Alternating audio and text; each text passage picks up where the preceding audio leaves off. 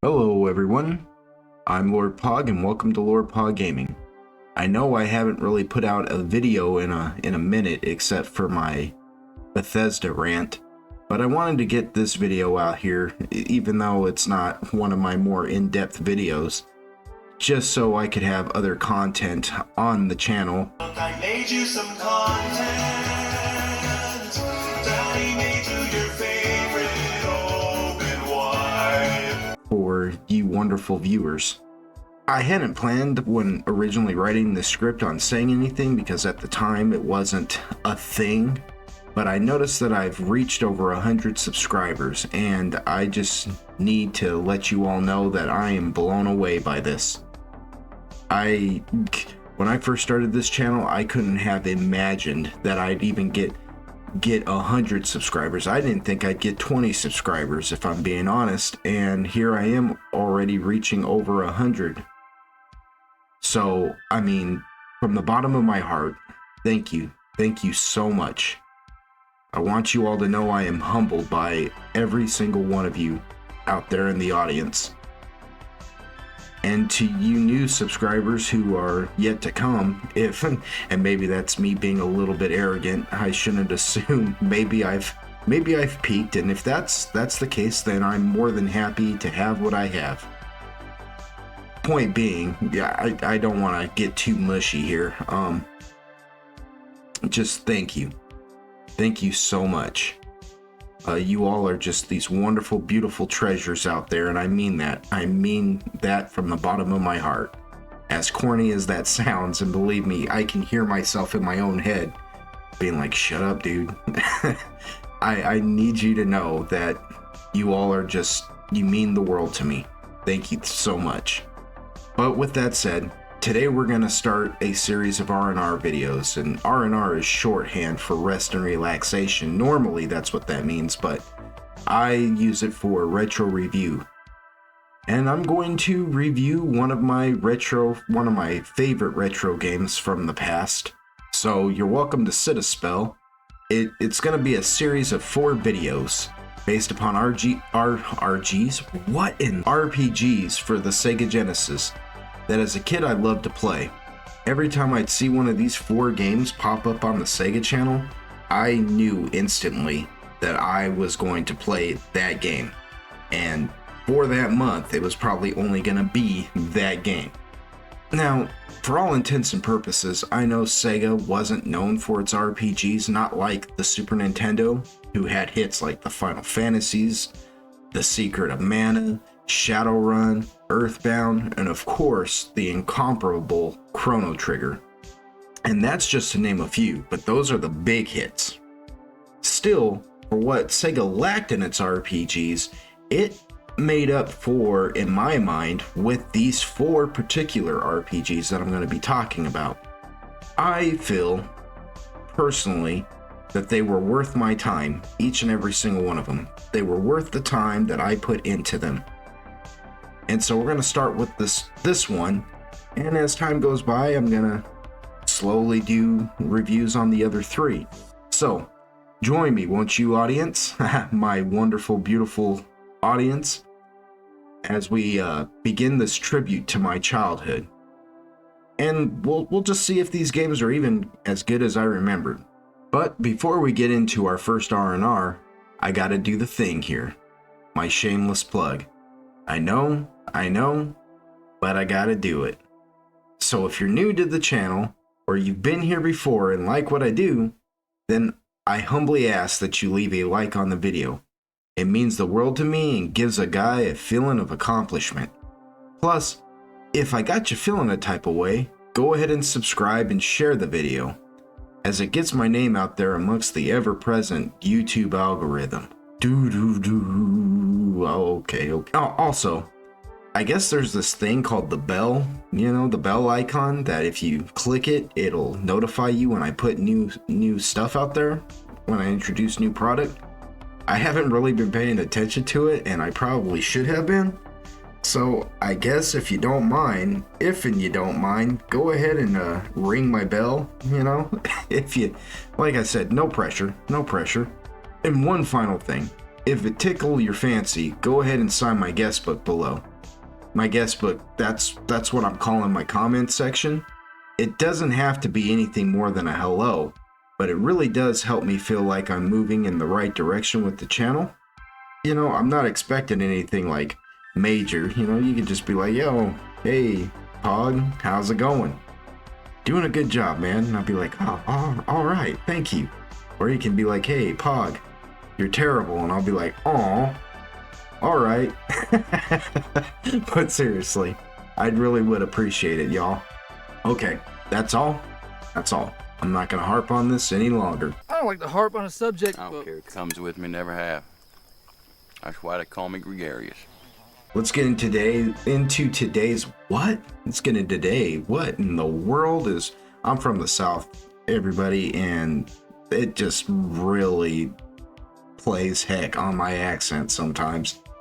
So let's get into today's R&R, and it's gonna be about the first game that I discovered on the Sega channel. Not really the first game, but it's definitely up there. I think there was like this one and one other that I discovered on the Sega channel when we first got it, and I was instantly hooked by its style and story. I love this game. I went back and replayed it, and it just I still love it, even though the mechanics are kind of wonky, and we'll get into all that in a little bit, but it is as good as I remembered. So join me, won't you, down memory lane as we review Beyond Oasis.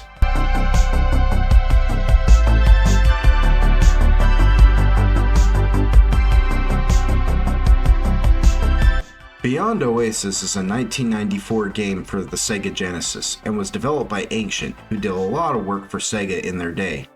Some of Ancient's credits go to the Streets of Rage series, along with Sonic the Hedgehog, which they developed for the Sega Master System. The company was founded by composer Yuzo Koshiro, which, Mr. Koshiro, I hope I pronounced that correctly. If I didn't, I'm really sorry, man.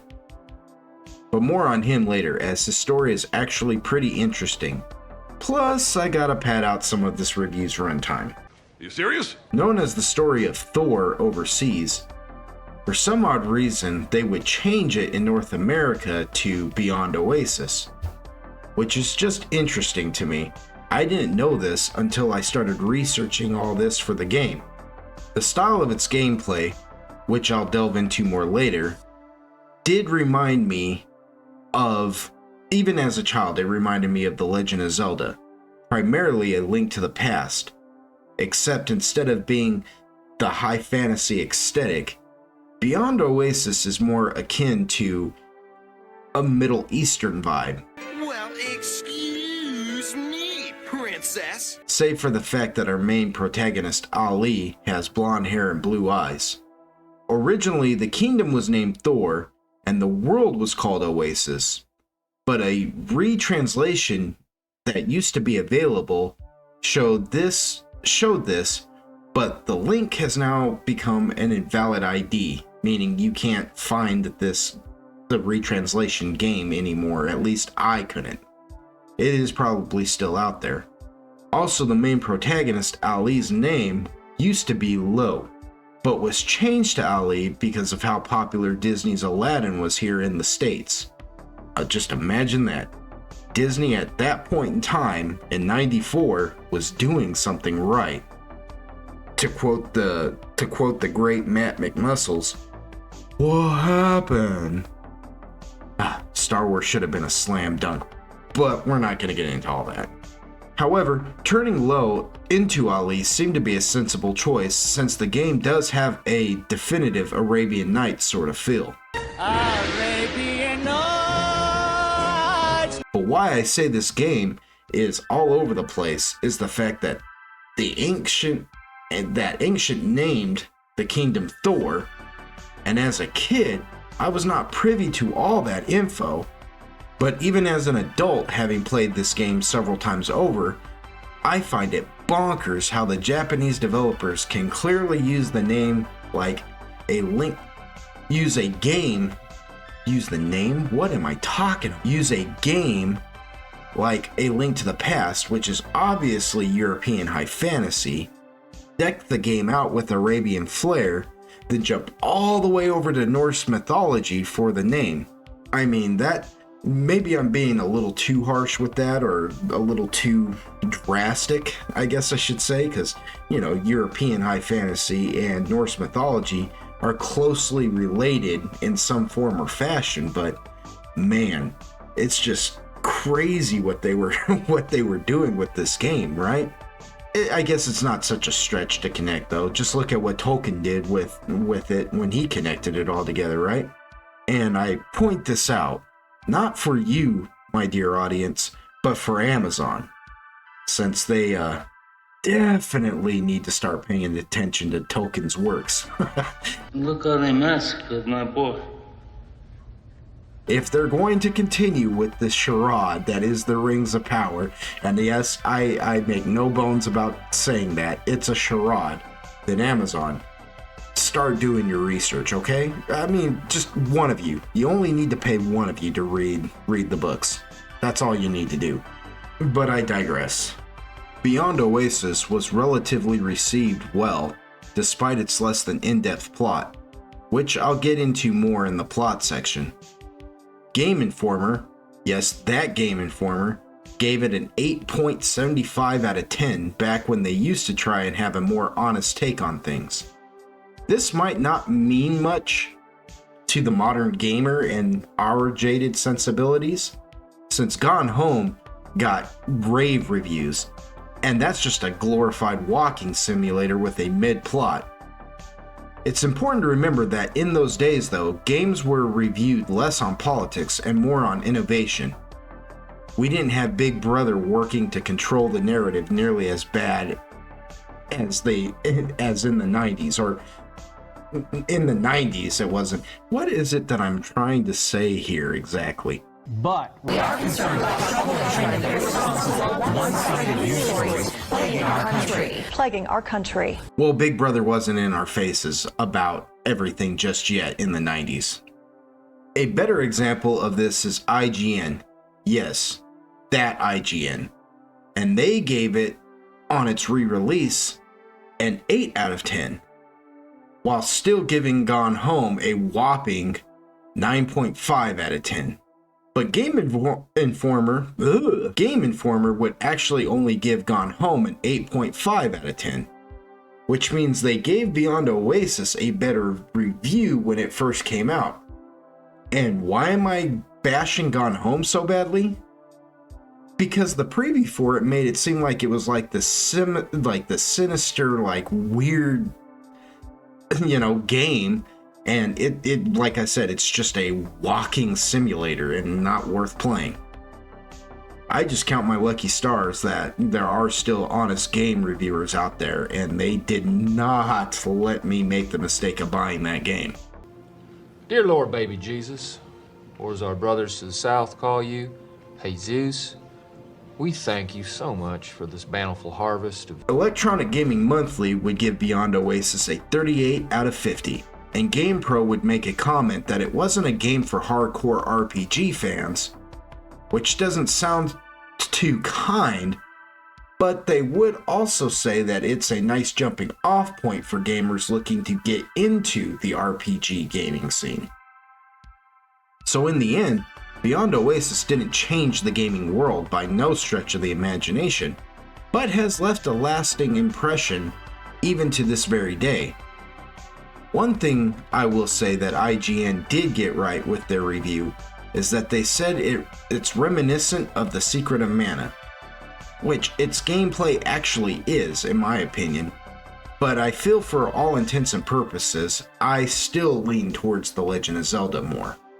Still, 9.5 out of 10 for Gone Home, IGN?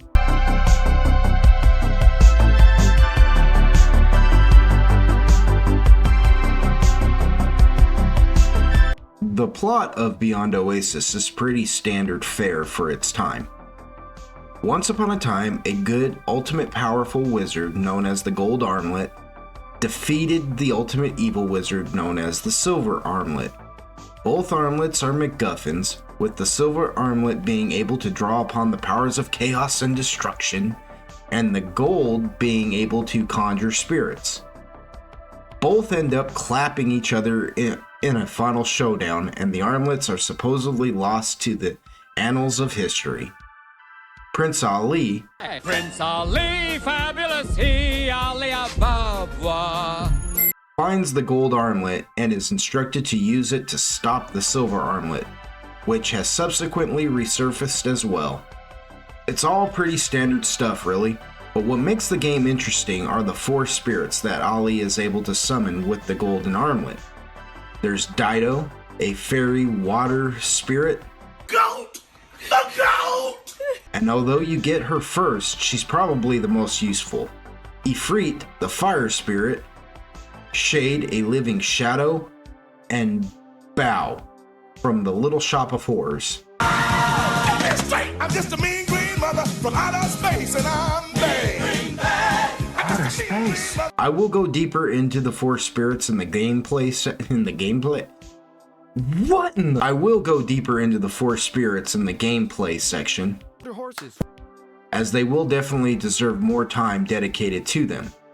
For now, all I want to say about them is that they are the breakout stars of this game.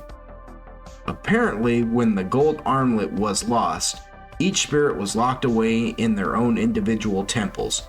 Retrieving each spirit and unlocking the gold armlet's full potential makes up most of the core plot of the game, along with jumping through the different hoops that the silver armlet sets before you. Without spoiling the game, as I highly suggest you, dear viewer, play Beyond Oasis for yourself, I will say that your main antagonist is the silver armlet, who periodically likes to show up and screw with you from time to time.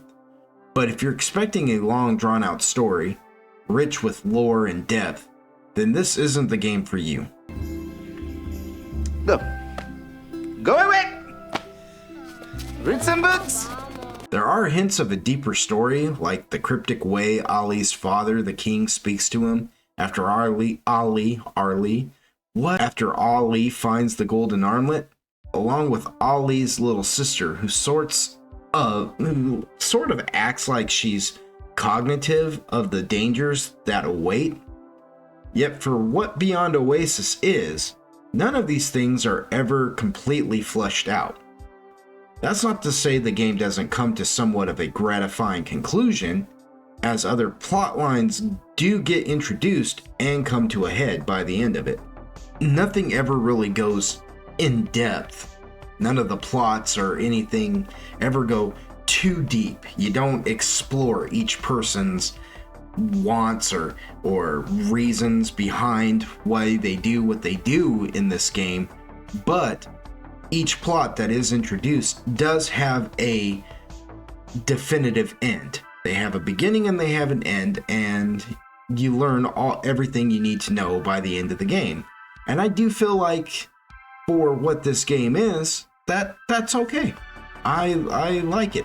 I do. At the end of the day, Beyond Oasis is the story of a prince who likes to moonlight as a treasure hunter. It's pretty clear that it's a hobby for him in the beginning, until he F's around and finds out. Finding the gold armlet makes him the chosen one. The man on the wall, as it's said. Get down, boy! Get down! What The last defense to the ever-growing power of the silver armlet, who, I might add, if Ali doesn't stop, will plunge the world of Oasis into darkness. And I don't think it's the world of Oasis. I think Oasis is just the kingdom. I don't know what the world is called. Maybe the world is called Thor. Maybe they switched it around and they just never mention it. Who knows?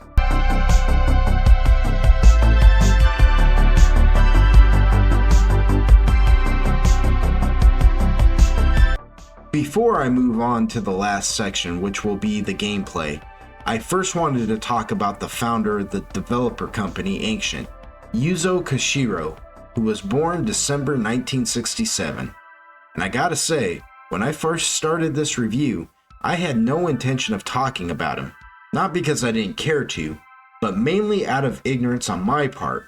Now, some of you smart viewers in the audience, or the old heads, might know who he is, but I didn't.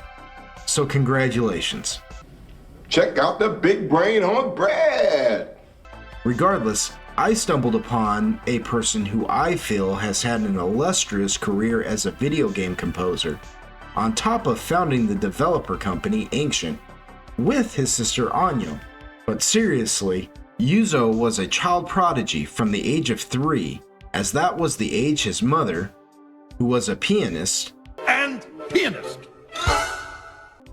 taught Yuzo how to play, and by age 5 he had practically mastered it. By the 80s, while still in high school, he was already composing his own cover music for arcade games from developers like Namco and Konami and Sega. These were just covers, however, but he was officially hired by them. When I think about what I was doing in high school, he was obviously spending his time more constructively. That's all I'm saying. Yuzo was working on a different kind of Konami code than I was, if you catch my drift. Using the outdated PC-8801 FM synthesis sound chip, Yuzo would produce the soundtrack for the Streets of Rage and Dragon Slayer, with the latter being regarded as one of the most influential RPG soundtracks in gaming. And he did it with outdated hardware.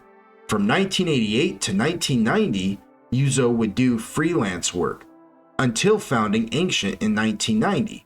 From there, he would go on to compose music and help develop games such as Sonic the Hedgehog, and our reason for this review, Beyond Oasis. And what's truly fascinating is how he used the relic software of the PC-88 while creating his own programming language for the Streets of Rage. That's games 1 and 2. Then flipped the script for Streets of Rage 3 by creating a new composition method called Automated Composing System. And the more I talk about this, the more I realize how much better at life this guy was at age 5 than I am at the age I'm at. Psych! Y'all thought I was gonna give you my age, didn't you? Yuzo Koshiro has been widely considered one of, if not the most influential composer in video games. His music has stood the test of time, as he was even called back to compose for the Streets of Rage 4, meaning that we are still hearing his work to this very day, not just from his work on his retro games, but Streets of Rage 4, but Streets of Rage 4 was a recent 2020 release. So yes, we in the modern era are even getting to hear his work, which is no small feat. So thank you, Mr. Koshiro, for at least bringing us something good in 2020.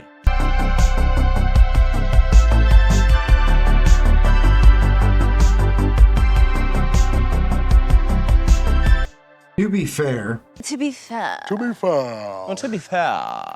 IGN was probably more correct in saying that Beyond Oasis's gameplay feels a lot more like The Secret of Mana than I am in saying it feels more like A Link to the Past. The combat is not a linear turn-based format, but more of up to interpretation and free range.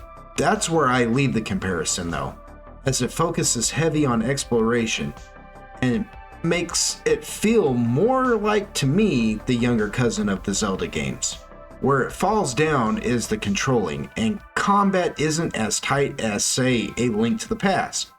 I mean, the platforming had me about to lose my freaking religion. Wake up and get yourself to church, yeah. On several occasions. There are these moving platforms that made me want to put my fist through the monitor, and the combat can get even worse at times. It felt like unless I had a sword equipped, there was no chance, and I mean no chance, I was going to hit any of the Vipers. Yet despite all this, Beyond Oasis has a certain charm that's all its own. Ali has combat moves that are specific button combos that eases the combat since his default weapon is a knife, but other types of weapons can be acquired. Swords, bombs, crossbows are all the base types of weaponry that can be found or dropped by fallen enemies, not to mention the different variation types of these base 3, like steel weaponry for instance. The drawback is that the player must choose wisely when to use said weapons, as they do have a limited amount of uses before breaking and or running out of ammo. There are unbreakable versions of the swords for instance, but those are hidden within the world map, as Beyond Oasis encourages exploration. It's important that the players remember unattainable chests in dungeons, as you can always return later to retrieve them once Ali has the capability to do so. Pikachu taking notes. Item management is key to Beyond Oasis. Not just the weapons, but with foods as well. There are 3 types of food items. One type restores health, the other SP or spirit power, and the third type restores both. Also, there are collectibles that allow you to instant summon the gold armlet spirit guardians without the proper prerequisites. Golly, I'm struggling to. And gems that, as far as I can tell, are more for bragging rights than function. Now, when I say that there are prerequisites to summoning the spirit guardians, I mean that each are tied into a type of element, save for shade really. Before worrying about all that, however, Ali must first obtain each spirit by braving a perilous dungeon, defeating the enemies within while solving puzzles that are ever increasing in difficulty. And that is just another reason I hearken Beyond Oasis to Zelda. Except Zelda games are still more challenging, as in Beyond Oasis you won't need to find a map or compass. The puzzles and enemies can be a challenge still. And before Ali can claim the spirit, there will be a dungeon boss. Each boss represents their own brand of chicanery, except for the first temple. Because I guess they are actually temples and not dungeons technically. So yeah. Ooh, yeah. Except for the first temple, Ali will have a spirit best suited to help him lay smackdown on said boss. And speaking of spirits, there are 4, and each has their own unique abilities and uses. Dido, the water fairy, who can only be summoned by using the gold armlet on a water source. In my opinion, she's the best. She's not heavily combat related, but she's the only spirit that can give those sweet, sweet heals.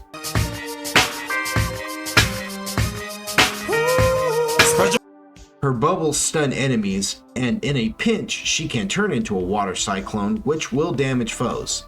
Then there's Ifrit, a fire spirit, and he's the bruiser.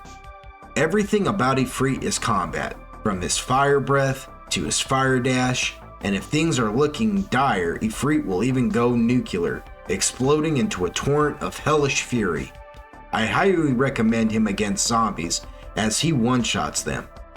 I suppose this goes without saying, but I'm gonna say it anyway.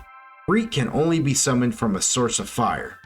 Shade is one of those interesting utility spirits, whose summons isn't so much tied into an element, but more of a reflection, which I suppose if you wanted to go deep with it, Shade is a manifestation of Ali's shadow self. Speaking of which, I did an essay video on The Legend of Zelda: Ocarina of Time and the conflict between Link and Dark Link. I'll put a card for that up here, and I feel, and mind you, it's just my opinion, but I feel like y'all should check it out. Do it. Shade is versatile in the sense where he's probably the only spirit whose attack is pretty much useless, as it doubles as a type of grappling hook. Certain areas will be out of reach, and Shade with the proper indicator will stretch out and grapple Ali across the crevasse. He also can create a mirror image that is useful for solving puzzles, as this doppelganger cannot be harmed, but still activate floor switches. Perhaps what makes Shade rival Dido, however, in their usefulness, is while active, Shade is basically Ali's living shadow. Shade turns Ali into a displacer beast.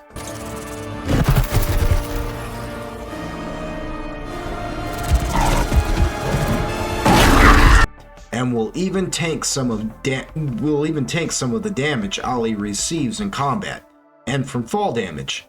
Still, I'd rather use Dido, but Shade, while active, uses less SP over time, unless he's tanking damage, of course. Lastly, there's Bao, the plant, whose markers for activation look like little Venus flytraps. Bao is a funny spirit to use, since if the player can master Bao, then he's extremely useful. Bao can help solve puzzles by eating through green-colored gates only. He can stun multiple enemies by exploding into spore clouds, and his bite attack is pretty vicious to said enemies. So in a strange way, Bao is the most versatile, and he can solve puzzles that only he can, attack like a freak, and stun like Dido. His drawback is that since he's a terrain-based spirit and an alien from outer space, he's stationary like a plant-based life form, which means one of his abilities is strictly dedicated to burrowing underground and moving to Ali's position when called, which is why I said he's a bit difficult to master. Those are the 4 guardian spirits, and other than using them when indicated to, like solving puzzles and such, eventually it's up to the player's discretion on which one to use the most. But I highly suggest exploring the map and trying to retrieve or retread old ground to solve puzzles that were once unsolvable. As a small tip from me, the first temple where Dido is located has a neat little exploit that'll let Ali stock up on stakes for HP. Since each area is revisitable without limit, when Ali first goes into the water temple, he'll get a key, go into the next room, and then you must be ready to dodge to either side, as there are enemies with crossbows. Kill them, and a chest with a stake will appear. Get the stake, exit the temple, and repeat. The stakes will always reappear after killing the 2 crossbowmen. But be warned, most enemies respawn when Ali leaves a room. Should Ali leave the entire temple respawns and all progress is lost. Another useful thing that you have is a mini map that you can pull up with whatever button you assign it to at any time, so you're always aware of where your location is in the world of Oasis. And it will always have an indicator of where you need to go, so that's pretty handy, since it doesn't really leave you without knowing where to go. The game kind of holds your hand in that sense, but it doesn't hold your hand on how to get there. So as the challenges and the destinations get further away, it gets a little bit more challenging figuring out how to get there. It's nothing too bad, but there are times where you can get lost. And then there's leveling up. You don't level up in this game the same way that you do in pretty much any other RPG I've ever seen. Every now and then, an enemy will just drop a giant heart on the ground, and you just pick it up, and that levels you up. It increases all your stats. You just have to be ready to get them, because it won't stay there.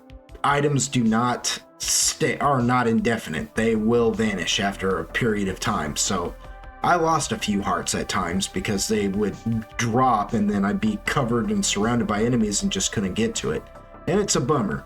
So you can, I don't know how high you can level up, but it feels like you can level up indefinitely if you just run around and mine hearts. The gameplay is pretty wonky. It controls pretty outlandishly at times. There's a crouch button, and the crouch button and the jump button just happen to be the same button. So when I was talking about those platforms earlier, that's why that's so tough, because you'll You'll try to jump, but if you hold that button too long, you'll crouch and it throws your jump completely off. And a nanosecond of those platform jumps. I won't go any much further into it. You'll see. Give the game a try, and I hope you enjoy it. Well, that's it for my R&R of Beyond Oasis, and I highly recommend you try it out for yourself. It's not a particularly long game, as I beat it in about 6 hours. However, I can't marathon games since I have work and family and things like that. Real life kind of gets in my way sometimes. But for a good playthrough, I probably could have cut that time in half. New players it may take a little longer for, since all the secrets and knowledge isn't available, but I still recommend it. With that, I want to thank y'all for stopping by. I'm truly humbled that you've taken time out of your day to be here. Don't forget to like and share and subscribe. If and it tickles your fancy, go ahead and sign my guest book.